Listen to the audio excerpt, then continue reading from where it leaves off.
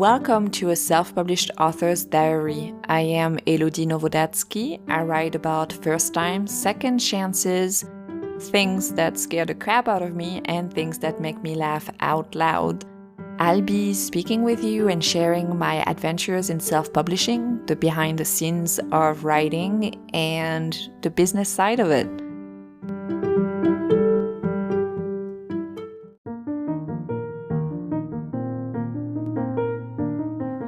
And before we get started today, a small message from our sponsor, Anchor. Thanks for listening. Hello, I hope you're doing great and that you're having a wonderful morning, afternoon, evening, whenever you're listening to this podcast. It is May 13th, 2021. Plato the dog is currently sleeping, snoring next to me. I heard the cat upstairs, Bobby Voltaire, jumping from somewhere, so I'm pretty sure he's going to rush down the stairs very soon. Today, I am very happy to welcome my longtime critic partner, who I'm also very lucky to call friend, Katy Upperman, to the podcast. Katy is a YA author, and I'm also very happy to run a giveaway for one of Katy's books. And if you are in the US, you could even win a signed copy. The giveaway is open internationally, but if you are in the US, this will be for a signed copy because Katy kindly offered to send a copy. Katy Upperman, here's a little bio. That's the one from her website, and she will introduce herself later in her own words. But just so you know, Katy Upperman is a military spouse and mama to two sweet girls, as well as two spoiled kiddies and the cutest German wire-haired pointer around. Katy is an author, reader, baker, and wanderer. She writes novels for teens and teens at heart. She's a Washington State University alum, and she says, go Cougs. I'm a University of Maryland College Park and University of Maryland Baltimore County alum, so it's either go Retriever for me or go Terps. She is a country music fanatic and a makeup enthusiast. She loves the ocean, pedicures, sunshine, Instagram, Dirty Dancing and The Princess Bride, Jelly Bellies, houseplants, true crime documentaries, and Friday night lights. After my chat with Katy, make sure you keep on Make sure you keep on listening for an update on my writing, self-publishing, whether or not I did publish those reviews I said I would publish of the books that I really enjoyed reading in the recent weeks. And yes, now please welcome Katy to a self-published author's diary, Feature Friday. Hi, Katy. Hi, how are you? I'm good. How are you doing? Good. I'm excited to do this chat with you. Thank you for having me. So everybody, this is Katy Upperman. Katy, can you say a few words about yourself and your books, please? Yes. So Katy Upperman. I live in California with my husband and my two daughters and a farm of pets, it feels like sometimes. I write young adult books, contemporary, YA, romancy books. My first is Kissing Max Holden, and it is kind of a boy next door romance. My second is The Impossibility of Us, and that is kind of a Romeo and Juliet situation without the tragic ending. And then How the Light Gets In is a ghost story. It's set very much in a contemporary space, but with a spooky twist. At the beach, right? At the beach on the Oregon coast. And The Impossibility of Us was set close to where you live now, right? Yeah, it's like a fictional version of Carmel by the Sea. So I like a beachy book. And Kissing Max Holden was set in Washington State? Western Washington, which is where I grew up and then also where I was living when I wrote it. So in the shadow of Mount Rainier. If you have not read Katy's book, so one of the things she does very, very well is description. Leslie and I talked, I think 2 weeks ago, about how hard it was for me and for her as well sometimes to write description, and how much I enjoy when the description is like a movie where you can picture everything. And when I read Katy's books, her descriptions are always like, it brings as if there's another character in the book, like the wind or the beach, the waves. I really like to write descriptions. In fact, I overwrite them and then I have to go back and scale them back because I can do like paragraphs and paragraphs of description. Katy and I have met each other online, like, do you remember? 10-ish years ago. I think it was, more than 10 years ago, because I'm celebrating my 10-year wedding anniversary this year, and I know we already knew each other before I got married. So probably 12 years. Yeah. So we met online, and then we got to be real life friends too, which is amazing. I know. It's actually, it's pretty cool. Yeah. I feel very lucky to have you as a friend and as a writer friend. So yay. And when my husband is going to listen, when Alex is going to listen, it's going to be like, oh my God, you guys. It's like a love fest. And talking about love fest, actually, I don't know if you would consider your life list a love fest, but it seems to be a lot of things that you really enjoy doing, but also try to challenge yourself about. And I'm linking it to that because, as you know, in the book I'm currently writing, she has a to-do list of things that she wants to do before a certain time. And I remember when I was trying to find things for her to have on her list, I went back to your life list. Did you use it? Yeah, I did. So is there something on there, like two or like one item that you would say was the most fun to do on your life list? Oh gosh, man. There's so many things. We went to New Orleans was one of them. One of the things was to drink a hurricane in New Orleans. And I drank a few hurricanes in New Orleans. So that was really fun. One of the things I haven't done yet, but I want to do while we're living in California is get my PADI certification, so scuba diving.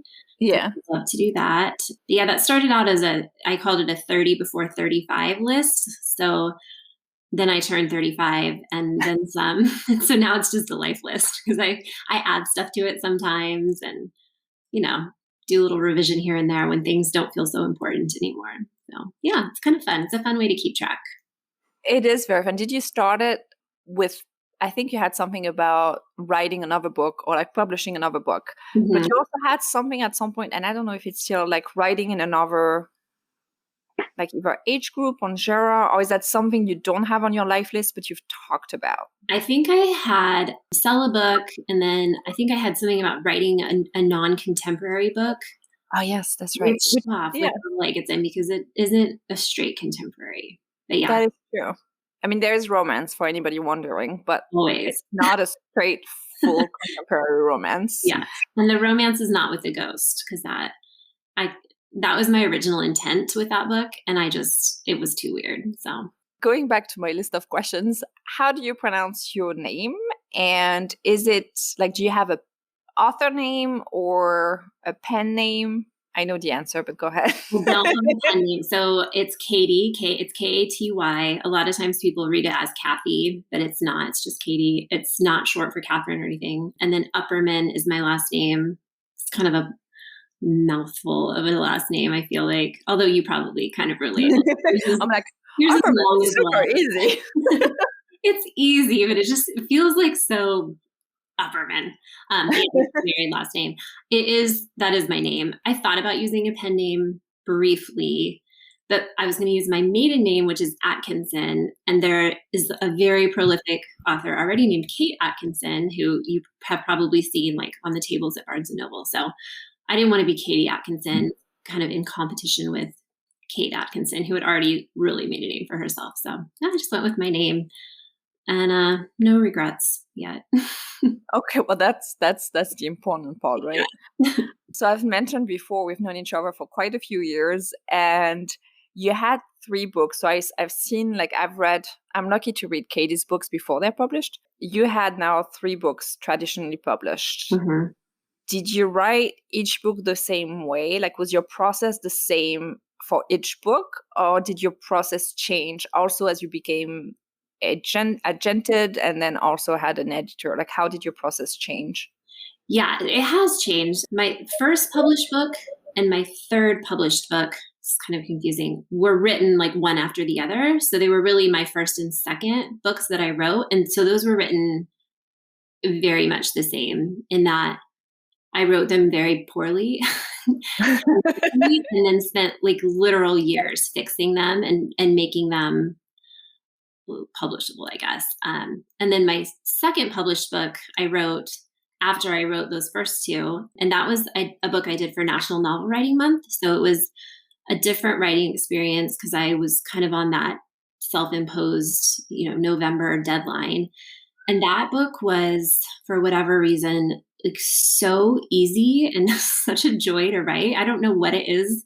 I mean, it wasn't without flaws, certainly, but it just felt really inspiring and really fun. To this day, I think it's the most fun I've had writing a book, with the exception of the book I'm writing now, maybe. Those books, I wrote all of those without like the deadline of a publisher. I hadn't sold any books when I wrote all of those first three. So it was I was like very free to work on my own timeline and work without like any expectations. So now I don't have like, I don't feel weighed down by expectation, but there is kind of that aspect of like, will somebody read this someday? Will this be on a shelf? So it's a little bit more, I'm just a little bit more aware now of what it's like to have a reader. But yeah, I think my process has been pretty much the same up until the book I'm writing now, which I've completely changed everything about my process for some reason. And it feels like it's working so far. So that's exciting. Yeah.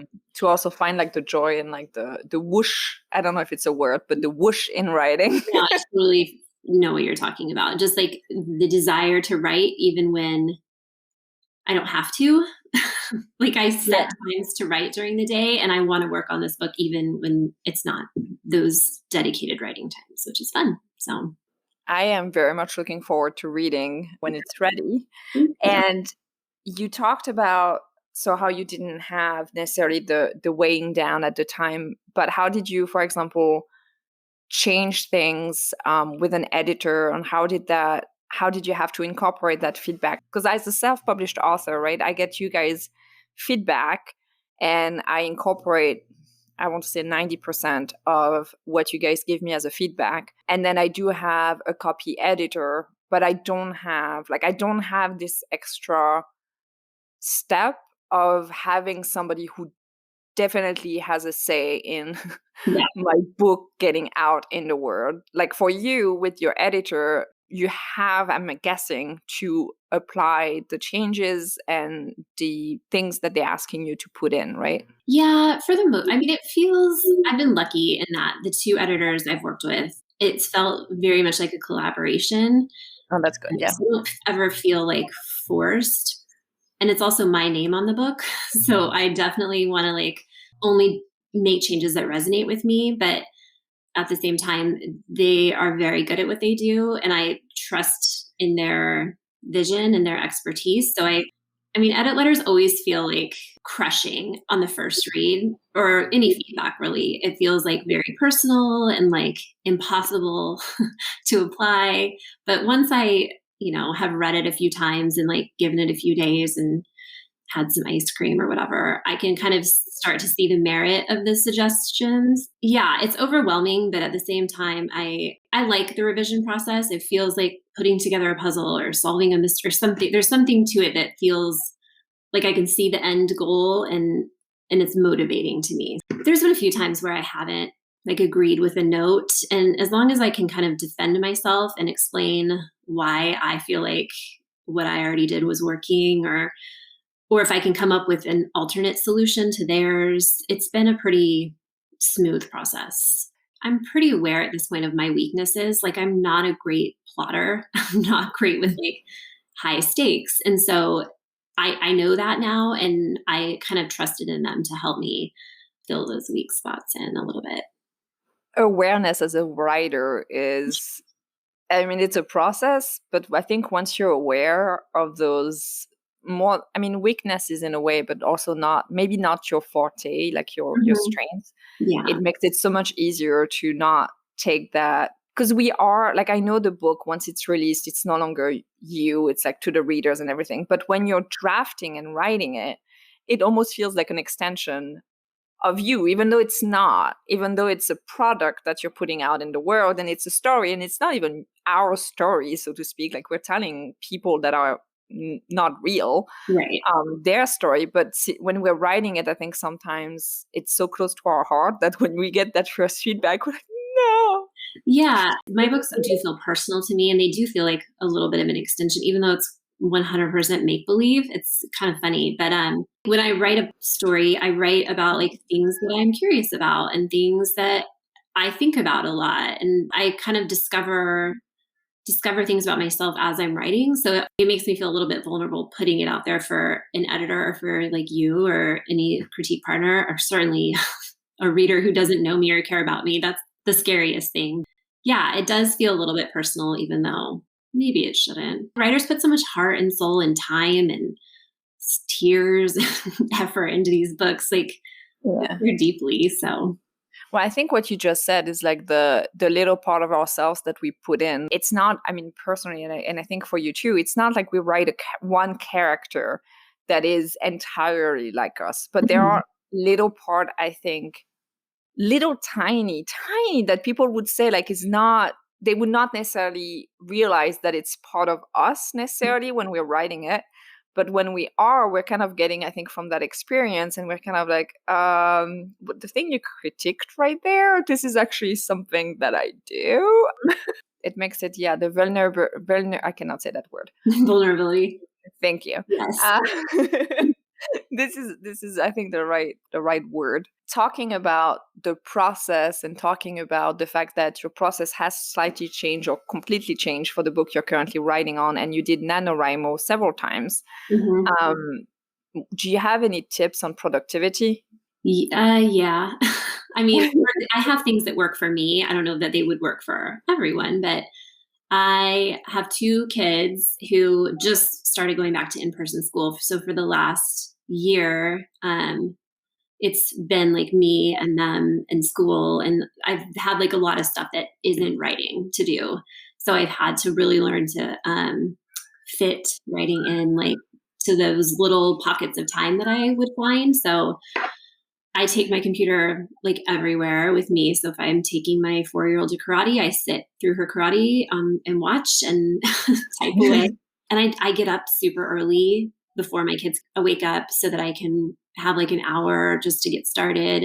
What else? I try to do like a lot of the quote unquote writing away from my computer even. So like if I'm walking the dog or doing dishes or whatever, I try to like work out plot problems or kind of outline in my head the next scene that I'm going to write so that when I sit down, I'm like ready to go and I'm not at my computer wasting time trying to figure out what I'm going to do. Or if I'm really stuck, I'll write a description, a nice long description with, too much detail. And that kind of gets me going into the scene. So I don't know. I really just have trained myself to treat writing as a job, even if I'm working on a book that isn't contracted yet, or, that something that isn't necessarily paying me at the moment. I treat it like it is, or like it will be, because that kind of keeps me focused on the goal, the end goal. The end goal of getting that little book into readers' hands. Yeah, hopefully. So self-publishing can be tough. I do complain about it sometimes. I do. But I know traditional publishing can also be difficult. How do you do sometimes when things get hard or don't go in a direction that you thought or you had planned of them going? What is your go-to when something gets hard, and how do you celebrate your milestones? Like you were just saying, I complain sometimes to my husband, though he's not a writer. So I prefer to complain to my writing friends because they totally get it and they can commiserate and they can like support in a way that non-writers who try can. So that's kind of my first. Matt, if you're listening, you're trying. He does try and he's amazing for sure. But there's just something about like that, like a rejection from an agent or a rejection from an editor that until it's hard to really get it. So yeah, just like leaning on my little writing community is really like my number one. And then I will give myself a break if I something really goes wrong, or I get bad news, or the words are not coming, or whatever, like I will just step away for a day or two and do something else to hopefully refill the well, or I'll just watch a true crime documentary or something like completely unrelated, so that it's just like a break for my imagination, I guess.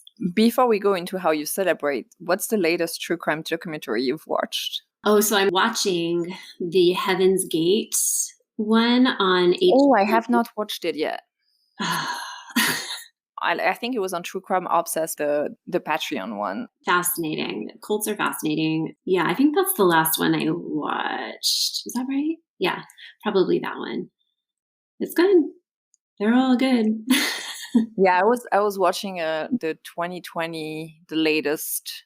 I don't write thrillers, as you know, or like crime stuff, but I do find just like the inner workings of the human mind, those any kind of true crime situation, I just find it fascinating. And I find it's a little bit like research, just seeing what makes people tick, and like what people will do in a desperate moment, and all that stuff is. Yeah, it is very, as you said, the human mind is just. Anyways, switching totally topics from gruesome murders, how do you celebrate your milestones? How do I celebrate my milestones? I will buy myself things sometimes. Like I'll buy makeup or buy new books, or I celebrate with my family. We'll go to dinner, or if it's like a kind of a book launch situation, that kind of becomes a family affair. So yeah, just those little things along the way. I like to incentivize writing goals when I can. So, do you still do? I mean, I know at some point you had in your planner, were you putting things when you were reaching a certain amount of words? Do you still do that for a while? Yeah, I haven't done that in a long time, since I think our 4-year-old came to us. I think that's kind of where all my planning, my planning kind of took a hit there. But I haven't done that in a long time. Maybe I should. Maybe for the revision, because that one you're like already pretty well ahead in the drafting. So yeah, maybe I should go back to the sparkly star stickers. That was a fun way to track my progress and my productivity. I am trying to find ways, so that's why I think I was thinking about that. I'm like, maybe I should try that. Yeah, I haven't yet. That's that. So do you have any, and I don't know if you can talk about them, but do you have any dream projects that you would like to work on? And have you ever thought about self-publishing? They don't have to be linked. Your dream projects doesn't have to be linked to if you wanted to self-publish, but. So I have thought about self-publishing. I haven't taken any steps toward it yet, but I wrote like a sequel to my third published book, and that won't get traditionally published for a variety of reasons. But it is good. I still really love that book. It is really good. Thank you. I would love, if I self-published, I think that would be the project I would start with, and I kind of have that on my list of eventual goals to work toward, because I don't know, I think that would be a fun way to get my feet wet with self-publishing. And I have and I have a wealth of knowledge from my friends who are self-publishing and making a go of it. So one of these days, I think that would be something cool to tackle, like another aspect of the industry that I could, try to conquer. And I think if you do that, we'll talk, my cat is just mowing up a storm. he's like, when are you taking me upstairs to eat? Because my cat forgets that his food is upstairs. And so he just meows until one of us takes him upstairs back to his bowl. He can wait a few minutes. He ate this morning and several times since. But yeah, if you ever self-publish that book, I think we need to talk about translation and making that book available in France, because then I could help. I think I'm okay now with the advertising in France, and I think that book would do very well. Thanks. Yeah, that would be amazing. I already have a cover in my imagination. I can picture what I would want the cover to look like and stuff. But that is exciting. Someday. And then dream projects. I don't know if I would ever do this, but I would love to write a picture book one day. Oh, cool. A Julia Donaldson kind of picture book. I don't know how much picture book knowledge you have, but she writes these really fun like really smart and quirky rhyming picture books that both of my girls loved growing up. My youngest still does. So I think like a picture book like that would be fun. And then I would love to write an adult romance one day, like a bantery, swoony, like a Sally Thorne or an Emily Henry sort of, a little steamier than YA, just for fun. So, I don't know. I haven't gotten the right inspiration for it yet. Like I need a little story nugget to get me started, and just haven't yet. Okay, we'll discuss that next time, and maybe we can come up with something. And by next time, I don't mean on this podcast. I don't think we'll do a maybe we should at some point do a brainstorming session on the podcast, but that's not what I was doing that with Mona a little bit about her baking story, and actually you're a baker too, so that could. Bobby Voltaire is trying to eat you can't see him, he's on the computer now trying to eat the computer. He is very cute. Prior to this episode, I've asked you what 3 words come to mind about writing, and you said creativity, therapeutic. I'm having issues with therapeutic and community, and I will play them very quickly. Hi, my name is Katy Upperman. I am a wife and a mom. I am a book lover and I am an author. I write books for teens and teens at heart, and it is the best job ever. My 3 published books are called Kissing Max Holden, The Impossibility of Us, and How the Light Gets In. And when I think of writing, the 3 words that come to mind are creativity, therapeutic, and community. So, Elodie, thank you so much for having me. I can't wait to talk to you more soon. So why did you choose those 3 words? And what words would you choose for publishing? My publishing words would be different.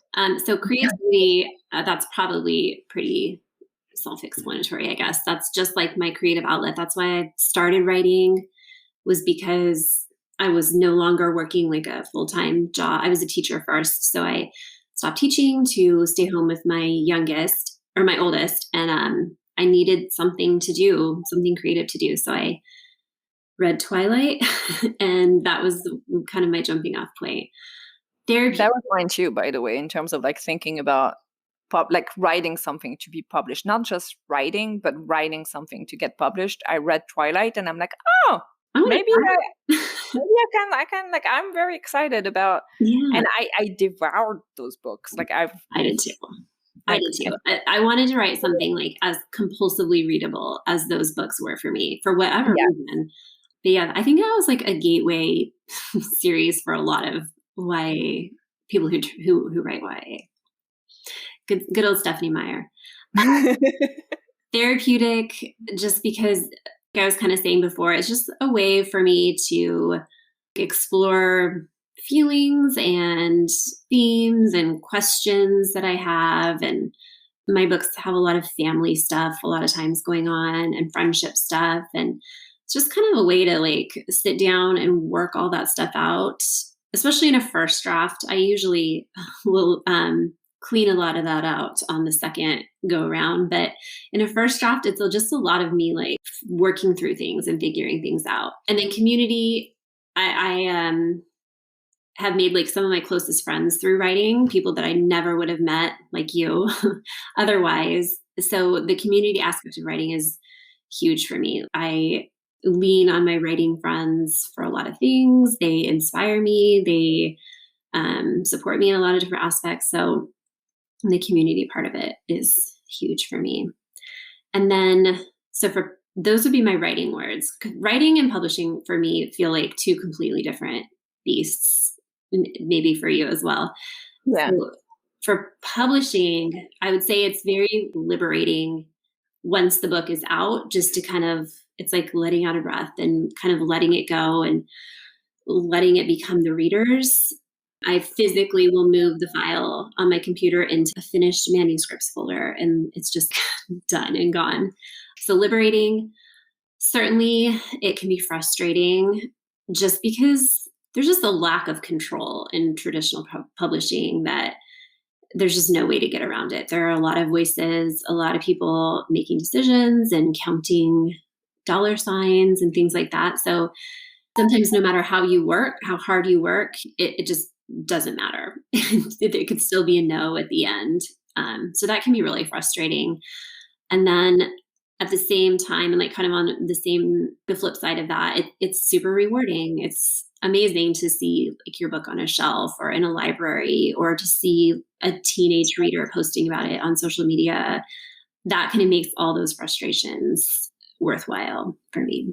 Yeah, I think when it comes to going back to your writing words, when it comes therapeutic, there is a lot of working through things by writing, Mm-hmm. but also, and as you said, some things don't necessarily make it to the final, what's actually being published. But it's also, for me, it's about writing helps me stay balanced in a lot of ways. It's a lot of this outlet that I need for the creativity that otherwise would, like, in my mind would go array. So it's very, the balance part is very, very important. And then when it comes to also not having met each other without writing, for the little story, I lived in Germany at the time when we started talking. Mm-hmm. So it's true that, I mean, for me at the time, most of the people there were a few writers in Germany, and also a few that I got to meet via, at the time, the SCBWI, Mm-hmm. the children's. Right. It's a Society of Children's Books Writers and Illustrators, I think. Right? There you go.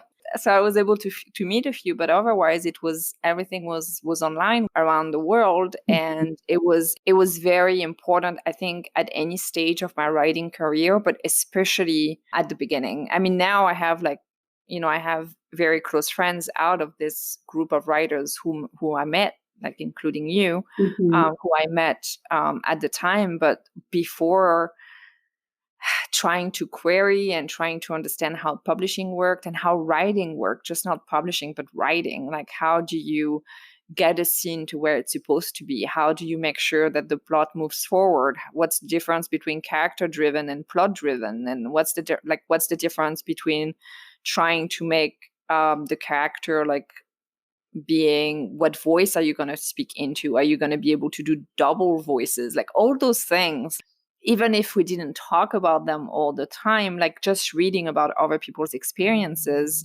was at the time very important, I think, for my writing career or journey, or however you want to call it. Yeah, for me too. I think I learned more about writing by like offering critiques on other people's writing than because I don't know, like, being able to see how other people can improve their writing helps me look at my own writing so much more critically. And then I can kind of take that back and apply it to what I'm working on. And then with community, like, we move so much. And every time we move, so my husband is military. So every time we move, which is every few years, the last decade, I've known somebody in the town that we were going to through the online writing community. And so I've like had a built-in friend or two to go into those moves with. And it's just been just really cool. Like, there's nothing else kind of like that dynamic, I think, of writers meeting writers and being able to bounce ideas and complain and celebrate and all those things together. So yeah. And like, when it comes to publishing, I think the control part of it is something that, having self-published, is something I would have a very hard time relinquishing.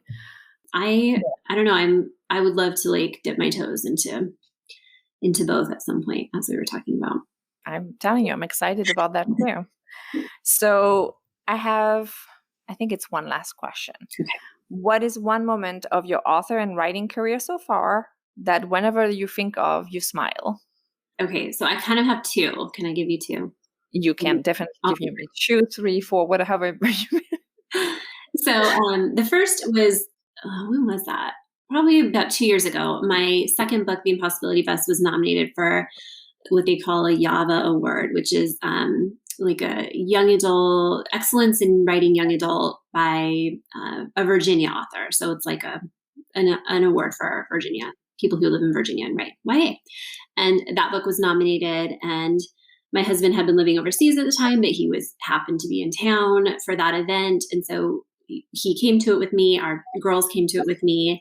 And my book ended up winning, which was amazing. It was just like such a fun day. The fact that he was there and my kids could see like see me doing something awesome as like a writer, not just as a mom. It just felt like a really cool experience to be able to share with my family. So that was definitely one. And then another is I did a signing at a Barnes and Noble in Delaware a couple of years ago. And one of the girls, she's in her early 20s. She's a grown up. She had she was an employee at Barnes and Noble. She had arranged the whole thing, and she had invited me to come because she had read my books and really loved them. So she had kind of advocated for me to be a part of this signing, which was really awesome of her. But when I got there and met her, she started crying, full on crying, tears at meeting me. I was like, what is happening? But it was still, because when you release a book, sometimes it feels like it's getting lost in the shuffle. And is anyone reading this thing? Does anyone even care? But it was just amazing to see that she was so excited to meet me. It was crazy. So it just made me feel really good. She was super sweet, and it was a cool day. Those are very good. I mean, those are definitely moments that would make you smile. It does. They're not even huge, New York Times bestsellers sort of moments, but they just felt like you're doing it. It's happening. This is happening. Yeah. So I would have so much more to talk to you about, including the baking you've done for research for Kissing Max Holden. Research. Well, I mean, I gotta say, if you got to taste Katy's treats, they are delicious. Thank you. And also about how you do your research and your revision. But I think, I'll have you on the podcast again because it's already 40 minutes. So thank you again so much for being here and talking to me and talking to the audience that's listening around the world, because we have now people listening from Bahrain and Russia and everywhere. It's pretty exciting. Mexico as well. Yeah. Oh, really? That's amazing. That is pretty cool. Yeah. So thank you, and get going on that book you're currently drafting so I can read it soon. That's what I'm going to do as soon as we're done here. I'm going to go back to it. Well, that's good. Yeah. All right. Thank you so much for having me. This was fun. What a fun way to spend the morning. That's right. It's morning for you. It is on the West Coast. It's almost 2. What are you? But no, you're on the West Coast. Go eat lunch. And this was the chat that I had with Katy Upperman a few days ago when I'm recording this. Depending on when you're listening to it, it might be years from now. I don't know. Let me give you a short update on my writing and self-publishing. So last week, I started my podcast by saying that I really needed to leave reviews for 2 books I thoroughly enjoyed. Cinderella is Dead. Bobby Voltaire just jumped on the couch. Cinderella is Dead. The little summary is girls team up to overthrow the kingdom in this unique and powerful retelling of Cinderella from a stunning new voice that's perfect for fans of Doniel Clayton and Melissa Albert. And this book, I love retellings, and this Cinderella retelling it was wonderful. So I did leave a 5-star review on Amazon. And then for Pretty Little Wife, Darby Kane thrills with this twisted domestic suspense novel that asks one central question. Shouldn't a dead husband stay dead? And I also reviewed that book. And for both reviews, I did a very short review. I did, I think, 3 sentences each. And the reason I actually remembered to leave a review is because I reread the blog from last week. I'm writing a short summary of the podcast on my blog, and I was rereading the ones from last week. I'm like, oops, I have not done that yet. So I did it. And for Pretty Little Wife, I just said, that it was a page turner that I could not put down, and that I'm still thinking about the ending and wondering about the ending. But also the characters, the mystery, or I should say mysteries. So yeah, just a few sentences, and I left the reviews. So my to-do list right now is basically catch up on my freelance work. I may have mentioned it, but I work as a freelance researcher and audiobook narrator in addition to my writing, and I have upcoming deadlines. So in terms of self-publishing in the past week, I didn't have time or much time to write. I thought about writing and I thought about what I needed to do, which is part of the process. But I did work in terms of my self-publishing. So not the writing part, but the business part.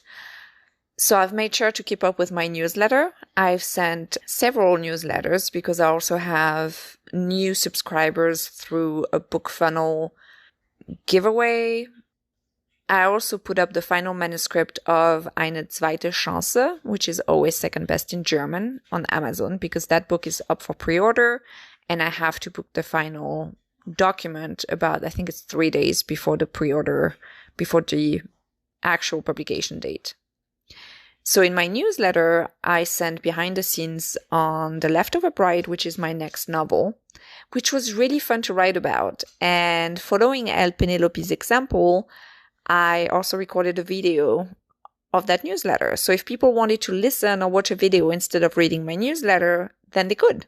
So my goal for next week, or my goals for next week in terms of writing, is that I would really like to finish this revision.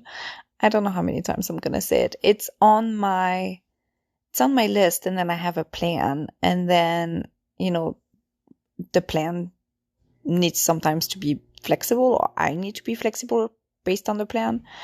But I really want to finish this revision because I need to write to my French translator. So that's like one of my main goals. But of course, in terms of timing, the work crunch that I'm currently doing for both the audiobook and the research